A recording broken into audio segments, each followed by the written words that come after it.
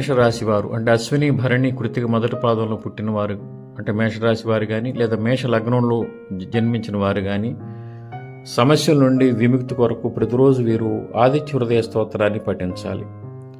ప్రతిరోజు స్నానానంతరం రవికి ఎదురుగా నిలబడి ఆదిత్య హృదయాన్ని కనుక పఠిస్తూ ఉన్నట్లయితే వారికి ఉండే అన్ని సమస్యలు క్రమంగా తొలగిపోతాయి.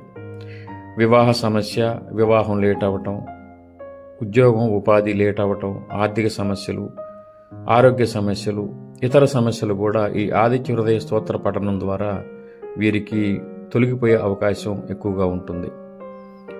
ఆదివారం రోజు 6 సార్లు రవికి ఎదురుగా నిలబడి ఆదిత్య హృదయాన్ని పఠించాలి. ఆదివారం రోజు వీరు మాంసాహారాన్ని పూర్తిగా వదిలేయాలి. ఒక పూట ఉపవాసం పాటించాలి. ఈ విధంగా కనుక చేస్తూ ఉన్నట్లయితే వారికి ఉండే అన్ని రకాల సమస్యలు అంటే వివాహ సమస్య, ఆర్థిక సమస్య, ఉద్యోగ వ్యాపార సమస్యలు, ఆరోగ్య సమస్యలు మొత్తం కూడా క్రమంగా తొలగిపోతాయి. అలాగే ఆదిత్య హృదయ స్తోత్ర పఠనానంతరం అంటే ఆదిత్య హృదయ స్తోత్రాన్ని చదివిన తర్వాత వీరు దత్తాత్రేయ స్వామిని కూడా యథాశక్తి ఆరాధిస్తూ ఉన్నట్లయితే వీరికి ఫలితాలు చాలా శీఘ్రంగా ప్రాప్తిస్తాయి.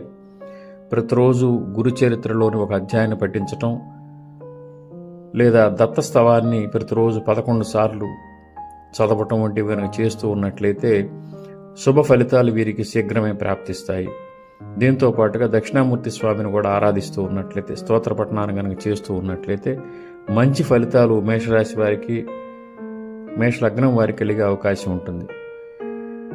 ఇన్ని చదవలేని వారు కేవలం ఒక సూర్యారాధన కనుక చేస్తూ ఉన్నట్లయితే, ఆదిత్య హృదయాన్ని కేవలం ఒకదాన్ని కనుక పఠిస్తూ ఉన్నట్లయితే వారికి ఉండే అన్ని సమస్యలు కూడా తొలగిపోతాయి. పూర్తి విశ్వాసంతో వారు కనుక ఈ పరిహారాన్ని కనుక చేస్తూ ఉన్నట్లయితే వారు అన్ని సమస్యల నుండి విముక్తిని శీఘ్రమే పొందుతారు.